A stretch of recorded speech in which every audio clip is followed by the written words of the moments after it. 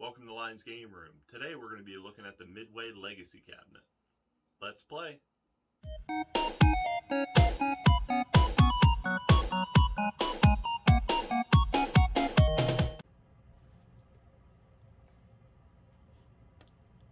Okay, let's go ahead and jump in and play some Paperboy.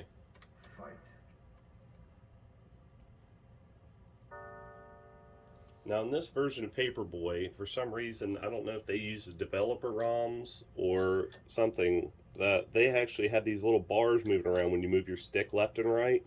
And then when on the left side, you actually see it go up and down when you go up and down.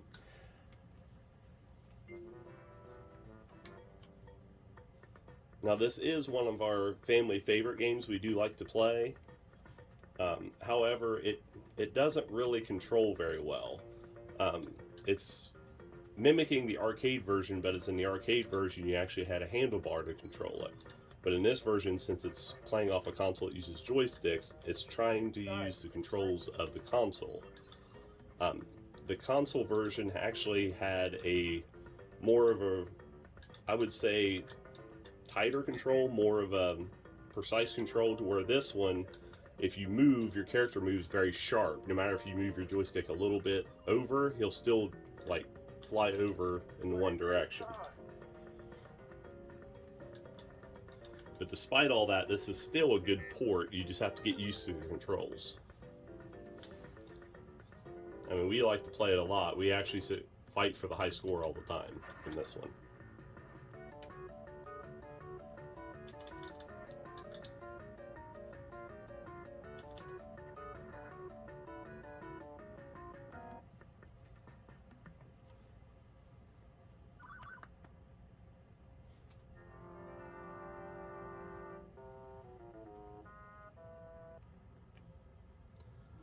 Alright, in this one, me and my wife's going to jump in and play Mortal Kombat 2 together.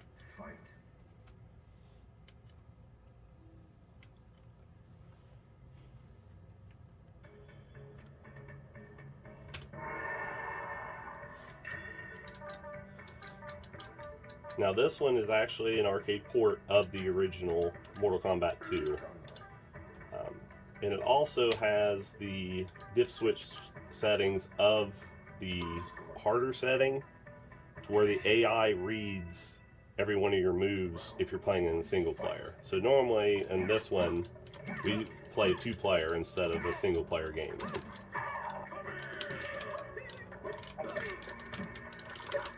Well, she might end up beating me on this one.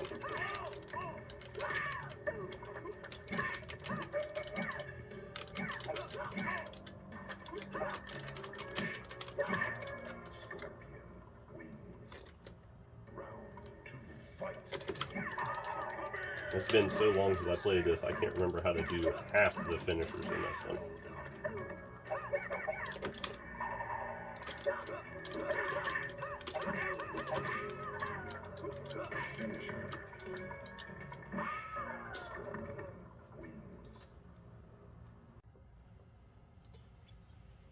Let's go ahead and try out some Joust.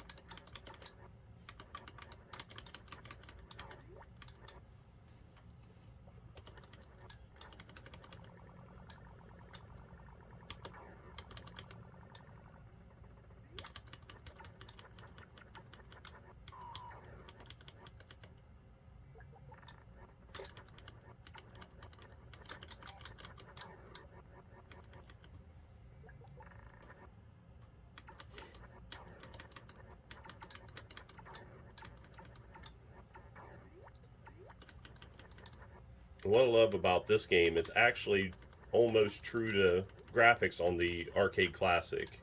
The controls are very similar to the arcade, and it's still a blast to play, just like it was back then.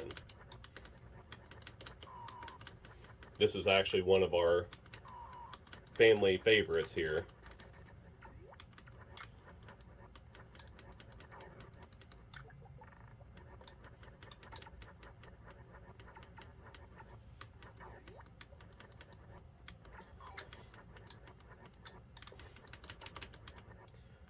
In Joust, the object of the game is you and your trusty ostrich go around and try to defeat each uh, round of buzzards in each wave. And basically, this game is a score grab game, so you're fighting for high score.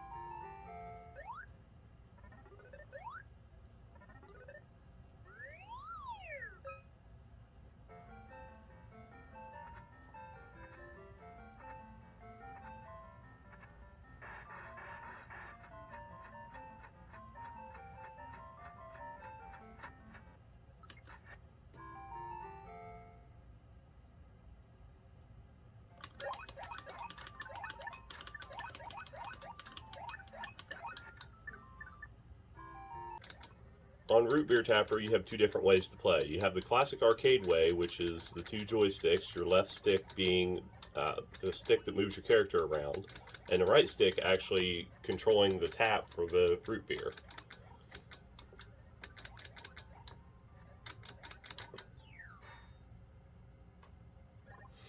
The second way to play is with the button, it actually being the block button. The left stick is still to move, but your block button is to send the mugs down the bar.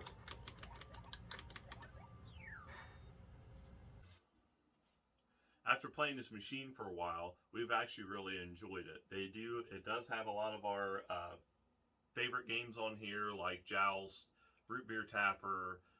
I'm actually starting to like Wizard of War. I didn't play it a lot in the arcade, but I'm actually really enjoying it now. We do have a little bit of Mortal Kombat tournaments here and there. All in all, I mean, the machine is great. It does have its issues. Like, there's a lot of people complaining about the control deck. I do not like the control deck the way it's set up now. The control deck now is kind of narrow compared to the Marvel cabinet, which is from I believe it's Gen 3. They actually cover over the lips here and gives you a little bit of a wider space. I'm hoping that somebody comes up with a solution to be able to fix this issue. Maybe bring the control deck out and be able to adjust the monitor. But, I mean, as the machine sets right now, it's still usable. You can still play it. But it's kind of tight if you have two people playing it, especially two adults like me. And we've had to adjust the height on the machine due to the screen size, because if I'm playing Mortal Kombat or anything like that, I can't see the top half of the screen. So I actually had to buy a refrigerator dorm riser to put the machine on. So the machine will set higher so I actually see the whole screen now with standing up. It's kind of messed up. You actually have to come up with your own solution. Even though you have a riser, you should be able to see the whole screen. But, I mean, we've also made a couple other modifications. I put joystick extensions on. I changed the back tops just to give it my own kind of look. And I actually like the control extensions. It actually feels like they're normal joystick height compared to what they were before. They were a little bit shorter. But the buttons feel a lot better on this one. They actually do feel like the previous generation buttons compared to when a lot of these games were out. They were on Gen 1 systems and early Gen 2 systems. And the buttons they put on those weren't that great. The joysticks weren't that great. these joysticks are a little bit tighter compared to what they were on the previous iterations of these cabinets. But on a few of the games, they fixed some issues. On the Gauntlet, there was a certain level you couldn't get past. Well, they fixed that issue. You are actually able to go all the way through the game now. Mortal Kombat, as I said, the controls on them were kind of finicky and a little bit off. They've adjusted those. They're a little bit better. I wouldn't say that they're arcade accurate, but they're very close. Me, myself, I'm going to make adjustments to the joystick. I'm going to add 6-pound springs to them to make it a lot tighter. I haven't done that yet, but that's going to be here soon because it's kind of loose. But the game selection on it is very nice. I enjoy pretty much every game on here. If there's not a game on here I dislike. Even though I'm not a fighting game kind of person, I kind of wish this was a different type of cabinet. I'm probably in the minority here, but I wish this was like a root beer tapper cabinet or something like that. Something with different graphics on it. Because we've already had a Mortal Kombat cabinet. I do like the, let me move you down here. I do like that they got rid of the wording that's on the front and they actually went with this. I kind of wish it was the plastic mold that they're going to do on the newer cabinets coming out on the like on the X-Men and the Killer Instinct cabinets are going to make an actual plastic mold for that. I'm going to look because I've only seen pictures of it, but as the way it is right now, it's better than what it was. I'm not a big fan with all the names and stuff on it. I would prefer to spin all these around, but on some of these panels, they're not black on the other side. They're actually a wood color. So then it would just set the whole cabinet off. But I digress. As all in all on this machine though, would I recommend the machine? I would if you were a fan of all these games, which we are. I'm a huge fan of a lot of these games on here. So I'm glad I bought the cabinet. I still would like the control panel to be a little bit different.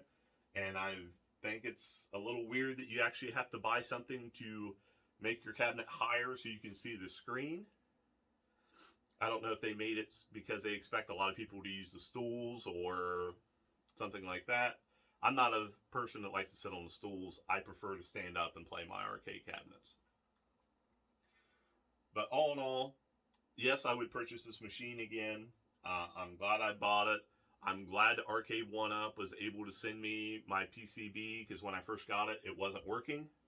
They sent me my PCB board pretty fast and I've gotten it fixed pretty easily. I did make a video on that previously if you need to know how to make it or how to put a PCB board in your cabinet and take one out. I've made a video on that. It's actually on my channel. But so that's the Midway Legacy cabinet.